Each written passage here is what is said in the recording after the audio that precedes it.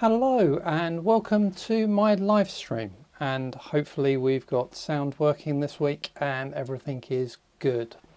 So on today's show we've got my normal catch up on what's going on in the round of the world of Raspberry Pi, Pico and other interesting tech as I see it.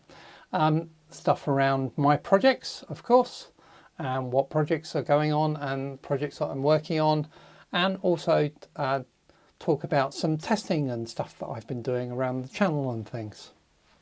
So hi, I'm John, your concierge to the world of the Raspberry Pi Pico, IoT, robotics and other fun tech. Welcome to my channel. So this is the live stream. It's a bit of a more relaxed look at the world of my stuff. Where I take a little bit more time to just have a chat with you guys, interact a little bit more, and have a bit of a conversation. So that's what we do. If it's your first time with us, thank you very much for joining. Please do subscribe to the channel. It's great to have you here. If you're returning, then thank you very much for coming back. I really appreciate it. So, you know, always good to see people come back and returning visitors. And we've got 2 likes and 3 concurrent people, so that's always a good start. So how's things going? Well, you know, and how's stuff going with your projects? We all work on projects all the time. I don't know about you, but my projects have been a little bit slow recently, hitting some interesting problems and issues, which is taking me a little bit more time to do than I'd like. In actual fact, that's affecting the channel a bit because it means I'm actually a little bit further behind on my pipeline of content. I normally like to have a good 3 or 4 weeks of content already done and ready to go. But actually this week I've been scrambling to try and build up some because I was down to my final one going live, and so that makes me feel a little bit anxious. But we're getting there, and you know, projects don't always go as you want, do they? I'm sure you have the same problems. So anyway, that's the live. What's the agenda and what's on today's show? Well, I'm going to stick to my normal live agenda and talk about news and things that I've spotted that is going on around the ecosystems that I play with, generally around the Pico, around my projects and other people's projects that I think are interesting that I've noticed. And we'll then talk about the channel and my plans for the channel and thoughts around what's going on, and then we've got some Q&A. And if you've got any live Q&A and any questions, then please bung it in the chat. I'd really appreciate it, and I can try and answer them live, or I might come back to you later, or who knows, I might actually do a special episode on that subject. Lots of options, so you know, feedback is always good. So let's start talking around news. What's going on in the world of the Pico and other surrounded ecosystem technologies that I think is quite interesting. Well, I don't know if you saw, but Raspberry Pi released the CMSIS device family pack for the Raspberry Pi Pico and Pico W this in the last couple of weeks. This is the common microcontroller software interfacing standard from ARM. So it's for any of the devices that are on the Cortex-M base, which the Pico and the RP2040 of course are. And it provides allegedly a simpler interface to processor and its peripherals. So basically, using this pack, you can load this into some of the ARM tools like MicroVision, and it gives you direct access for debugging and helping with building. I must say it's not something I've done a great deal with yet or played with. I touched the CMSIS libraries a little bit when I was trying to work on a WizNet board a while ago. and it was an interesting experience. I wasn't using the ARM tools, and perhaps that's why I found it a little challenging. But you know, it is something that's interesting. The other thing about the ARM tools that is a little bit disappointing for me is that they're generally only Windows supporting right now, and that's yeah, that's a bit disappointing, I think, because I'm actually a Mac user. I don't have any Windows devices. When I need to interface with Windows, it's creating something virtually, either running stuff up in Docker or spinning up a VM, normally on my NAS drives. So I try to avoid that if I can possibly can. Yeah, Microvision only runs, unfortunately, on Windows at the moment. If you're using CMSIS and you're using those tools, let me know. I'd be interested to know your thoughts and experience. Other things that happened the last couple of weeks is we had PIMoroni's 12th birthday, and there was a great sale for PIMoroni. So happy birthday, PIMoroni. You're a wonderful store where we can all buy our stuff, and so many RP2040 specific devices and capabilities come out from the PIMoroni guys. So you know, they're definitely worth supporting. And there were some wonderful discounts, I must admit, this time. I've bought more than I probably should, but you know, all good. Other bit of news is in Brighton. So I'm based in the UK and in Brighton, and we've just launched our own little meetup group, talking to tinkerers live, those who are playing with Raspberry Pi Picos, Arduinos and other similar tech, ESP32s actually, quite often. And Breaking Breadboards Brighton is had its second meeting this week on the 17th, and that was great. I was able to talk about a Telegram enabled Pico W. You probably saw my one that I did on the channel. I did a sort of similar spin of that into a live version. Didn't go quite as I hoped. I was having connectivity problems, so I couldn't really demo it properly, which is a real shame. And we had another guy, Keith, talking about his beer serving machine, so which was quite interesting, and how they've come to build that and going through a lot of the design principles, which was really interesting. You know, there is a YouTube version of this online. I will try and put a link to it into the show notes, so you can go and have a look, and it's worth doing. And if you are in the south coast of the UK and want to come along to the next event for Breaking Breadboards, please do. You'd be really most welcome. So that's all short bit of news, but then I guess we're into the summer and things are a little bit quieter at the moment. So that's all I've picked up on. Did I miss anything? Is there anything else that you think's going on that I should know about? If there is, please do let me know, and I'll try and make sure to mention it or get messages out in other ways to you guys. So projects, what's going on in the world of projects? Well, you know, a lot of my projects, you know, you see. So, you know, you've seen me playing around with servos, you've seen me doing playing around powering my Picos using, I'm actually going to go dizzy with this screen, with LiPo batteries. I must make it slower next time I do one of these. As well as playing around, what else have I been playing around with? A Telegram, of course, and OLED screens. So a lot of stuff's gone out actually since we last had a live stream.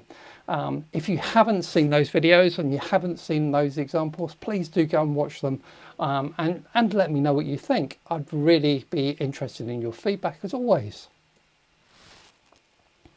The other thing I've been looking at is some new kit and stuff that I got sent. Some of it's around RP2040, but I've also got some additional new sensors, including one that can do temperature, atmospheric pressure, and UV and illumination and things that I'm trying to get working with the Pico. I've also got solar panels because I'm planning a solar power project and looking into, you know, LiPo powered, solar powered projects that are going to be outside and things. So a lot of new kit that I'm sort of playing with. Oh yeah, an RP2040 screen as well, a circular one with touch capability. Looks really, really smart, really responsive screen. So I'll do a video on that at some point soon. I just need to play a little bit more with the SDK and libraries and make sure that I know what I'm recommending and telling you about it. But yeah, a lot of new kit coming down the line. And then I'm working towards another fairly big project, and a project that I've been working on for a little while of a weather station. This is what is going to become that solar powered and battery powered project that's going to be out there measuring solar and the wind, etc. This project hasn't entirely been going to plan, I must admit, mainly because, you know, I decided I was going to go one way. I was deciding to play around with the hibernate capability on the Pico and use the capability to put it into a dormant state and then wake it from an external real-time clock. And so you know, I did all of the work on that. It was all great, it all works. Get it out to you guys, and you know, it's actually it's in the pipeline for next week, I think. It's you know, do all of the work on that so I can show how that works and stuff. And then I realized that actually I can't really go completely dormant and use a rain sensor, because the rain sensor, I need a continuous monitoring of the amount of rain that has fallen. And so this was a problem. So I then have to revisit my whole strategy and think, well, actually dormant state isn't going to work. I need something else. And the something else I need is going to be deep sleep. So with deep sleep, I'm able to actually do a trick where I can put most of the processor to sleep, but I can leave it a counter running. And the counter can then count how much rain we're getting, and I can just then read that off when every time the processor wakes back up. So that's now my current direction, but that's put me back a bit. So, you know, projects don't always go in a direct line, do they? But we get there in the end, and we get to what we're trying to build. So that's the stuff that I've been working on. I sometimes mention other people's projects that I think are really, really cool and what I think they've done. And one of the projects I saw this week, so a friend of mine and one of the co-founders of, we're going to have audio. Hang on, let me kill our audio. One of my co-founders of the Breaking Breadboards group in Brighton, Nikhil Dabas, actually brought along a RP2040 or Pico running Doom and showing off that you can actually run the whole of Doom on a Pico. This is really incredible. It's by a guy called Graham Sanderson, who did the work and did the GitHub repo, and I'll put a link in. But I'm really blown away at how well and responsive this is, and how, you know, how we're only actually running this on a microcontroller. So yeah, really, really impressive stuff. Not that I often play with the sort of legacy games of market.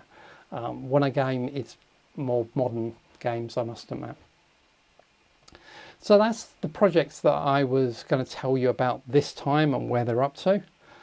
As always, you know, if you've got any recommendations for stuff that you see on GitHub that you think we should be talking about on the channel, please do let me know. I will give it a mention. If it's your project, you know, would you like me to showcase it and give you a call out? Yeah, I'd love to. Please let me know what you're working on, and we can do that. Really trying to make this as much for a community as just about what I'm doing and all my stuff. So let's talk about the channel. What's going on the channel and what's next then? Well, I always tell you a little bit about my broadcast schedule. So, as you know, I broadcast on 3 days a week. So on Thursday is the full video, normally about 20 minutes of video content, will be on a new subject and exciting. Most of them will have repos and builds associated with them. Then on Sundays, I normally either do a short or once a month a live stream. And then on Tuesdays, there is currently a 3-minute summary of the previous Thursday's full version. And when I say 3 minutes, that's the brand name for it, not the length of it, because I'm not very good at getting them down to 3 minutes. Some of them, they're running generally between 4 and 5 minutes at the moment. I will try and be more precise and summary natured as I get better at this. So for August, it's holiday season. I'm going to back off a little bit on my broadcast schedule. So just to warn you, I'm going to stop the shorts during August. There's a couple of reasons for that. One, I'm not really sure I know what I'm doing with shorts or where they're going. It's a format I find quite difficult to try and get a message across that I think is useful or viable or interesting in under a minute. Perhaps that's a challenge, but the other thing is that the time of you watching that doesn't really add into doesn't add in at all to the 4,000 hours that YouTube is using to measure me and say whether I've actually got to their level of becoming a partner or not. And as that's my real ambition, is to try and get into that space at the moment. I want to focus on the main videos that are actually driving that number and driving that content. So for August, we're going to stop the shorts. Live stream in August, well, I haven't really decided on that at the moment. I think, partially that's a question for you guys. Would you like a live stream in August, or would you like a month off? Let me know what you think. I might put a questionnaire out on it and a question into the comms channel, whatever it is. Where I can put questions on and get your survey of your thoughts. So look out for that. Let me know what you think, and if there's good response, I'm sure I can do a live stream. If there's not, then perhaps we have a month off. Let's see. So there we go. What else am I doing on the channel? Well, I guess the other thing I've been doing on the channel is playing a little bit with testing. So Google gave me this capability on YouTube to do multi-part testing on the thumbnails against my videos. So I started, and my video on the servos, I put out three different thumbnails to see which one would get the best results. And do you know which one got the best results? No, I don't either, because Google said the test was inconclusive and they had no results. So I'm going to continue doing these tests and see, can I actually improve my my thumbnails. The one coming out on going into a dormant state for this week, as you see, I'm using some AI generated images as I've previously done, but I've also added in some actual lovely images of me. I'm not sure if seeing a lovely image of me improves that or not really. So it's interesting. Who knows? Do you prefer images with actually me on them, or do you prefer the actually slightly better looking AI generated images? I don't know, but who knows? Vlog it. Always vlog stuff. Or vlog stuff. So what else is going on my channel? Well, I've been pitching and pushing the super thanks button, which is the little button below the video where it's got a $ next to the heart. I put this out there. It's an opportunity for when I'm giving you value and you think it's valuable for you to give me, you know, a cash tip. And I'm putting all this money, well, I'm putting this money, if I ever get any, towards a trip out to trying to get to the open source conference, which is a Tinkerer Maker conference in San Francisco, which I think has better Raspberry Pi and Raspberry Pi Pico engagement than our local Maker Central does in the UK. And there's one of those next year in San Francisco. I'd love to go, and I appreciate your helping getting me there. So, and of course, I'd appreciate meeting you guys face to face if any of you are out there as well. So perhaps it's a place that a number of us can get to. That would be really smart. But I'm going to put all of the tips I get through the super thanks button into that bucket of getting me to open source next year, hopefully. So perhaps we'll see you there, guys.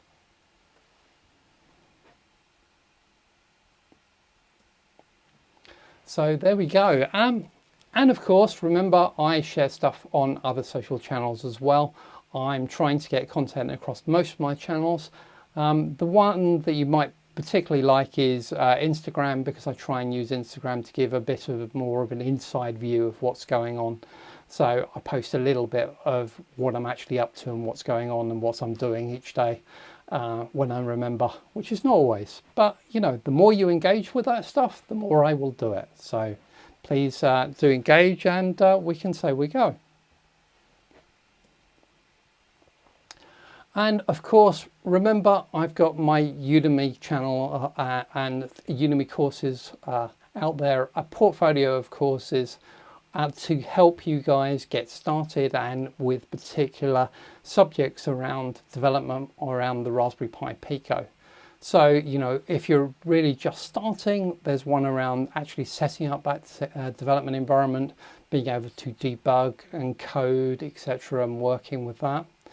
If you're interested in some projects around some LEDs and WS2812B LEDs, the flashy rings, then there's a whole micro projects course which builds towards building some of that and gets you used to some of the techniques that we use when we're writing C and C++ code for the Pico.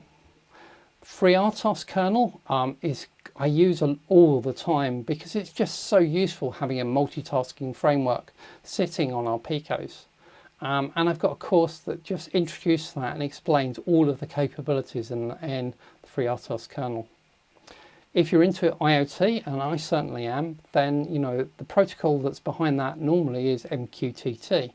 And I've got a course teaching how that can be built onto the Raspberry Pi Pico and how you can actually work with that and use that for messaging. Or if you're into web services and web services, then there's a client course around building your web services in C and C++ on the Pico to connect out.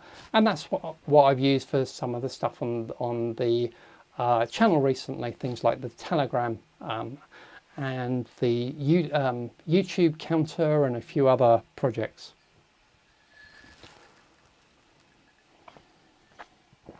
So, you know, the Udemy stuff is what pays my rent. So please, you know, if you've got a chance and you have a look at those courses, if you need some help with them, ping me. If you need a discount voucher for them, ping me, and we can see what we can do. So that takes us to Q&A time and questions and answers. So I've got one canned question lined up to answer, which was really about the Raspberry Pi debug probe and is it worth the money? I think that's an interesting one, and I've seen a few debates on this quite recently on some of the forums. Personally, I have two debug probes that I use, and I use them a lot. Though unfortunately one of them's now died. That's a bit sad really, especially as it wasn't actually that old and seems to have partially failed.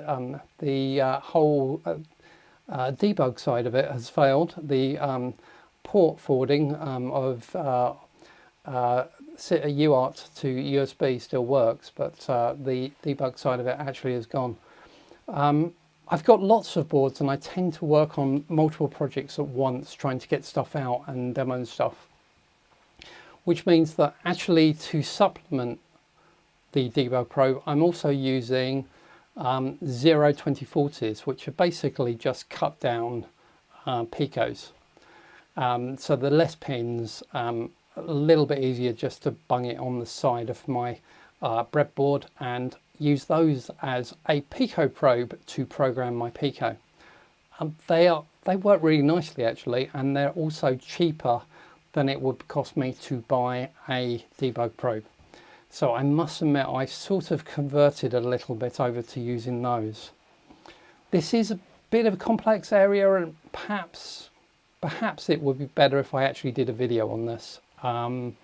And I'll think about that and think about whether I can get a video out on this, talking about actually what are the other options and what would be the best way of doing this. If you've got an alternative, and there are some alternatives out there that you like, let me know. That's sort of my on the fence. I actually like debug probes, but I must admit I don't use the debug probe all the time. I quite often use a 2040 as a Pico probe instead. Remembering, you know, from the software and, you know, my computer point of view, it makes no difference. They're just the same. Other questions. So any large live questions? So Dr. Frankentosh asks, your images, I never really understood the boys. So I guess, so my images are just a bit of my branding for the site.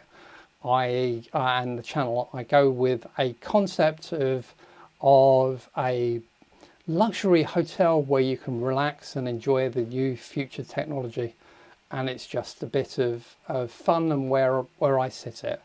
You know, if you look at lots of YouTube channels, they have various different slight spins to you know, whether they're, you know, in boiler suits, whether they're, you know, in white coats, you know, various spins. My spin is the fact that you come to this wonderful resort where we can just focus on the world of technology and fun technology at that, and that's really all I'm doing here.